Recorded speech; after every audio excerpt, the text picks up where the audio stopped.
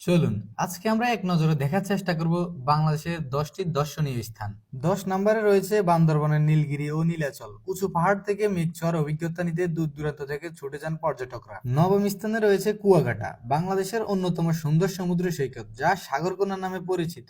এটি পটুয়াখালী জেলার কলাপাড়া উপজেলায় অবস্থিত। কুয়াকাটার সবচেয়ে বড় বৈশিষ্ট্য হলো এটা দেশের একমাত্র সৈকত যেখানে একই জায়গা থেকে সূর্যোদয় ও সূর্যাস্ত দেখা যায়। অষ্টম স্থানে রয়েছে নিঝুম দ্বীপ, বাংলাদেশের নির্জন দ্বীপ যা নোয়াখালী জেলার হাতিয়া উপজেলায় অবস্থিত। এটি মেঘনা নদীর মোহনায় বঙ্গোপসাগরের কোল ঘেঁষে গড়ে উঠেছে এবং এটি বাংলাদেশের অন্যতম সুন্দর একটি দ্বীপ। সপ্তম স্থানে রয়েছে টাঙ্গুয়ার হাওর, বাংলাদেশের অন্যতম সুন্দর ও জীববৈচিত্র্যের সমৃদ্ধ একটি হাওর যা সুনামগঞ্জ জেলায় অবস্থিত। এটি দেশের বৃহত্তম মিঠা পানির জলভূমি এবং 1999 সালে এটি রাসমা সাইট হিসেবে আন্তর্জাতিকভাবে স্বীকৃতি পেয়েছে। ষষ্ঠ স্থানে রয়েছে বঙ্গবন্ধু শেখ মুজিব সাফারি পার্ক, বাংলাদেশের সবচেয়ে বড় আধুনিক সাফারি পার্ক যা গাজীপুর জেলার শ্রীপুর উপজেলায় অবস্থিত। এটি 2013 সালে চালু করা হয় এবং প্রায় 4000 একর জমির উপর বিস্তৃত। এখানে প্রাণীদের খাঁচায় বন্দি না রেখেই প্রাকৃতিক পরিবেশের সংরক্ষণ করা হয়েছে, আর দর্শনার্থীরা সাফারি বাসের মাধ্যমে তাদের কাছ থেকে দেখার সুযোগ পান। পঞ্চম স্থানে রয়েছে সাজেক ভ্যালি, রাঙ্গামাটি। পাহাড়ি সৌন্দর্য, মেঘের রাজ্য এবং আদিবাসী সংস্কৃতির জন্য সাজেক ভ্যালি খুবই জনপ্রিয় পর্যটকদের কাছে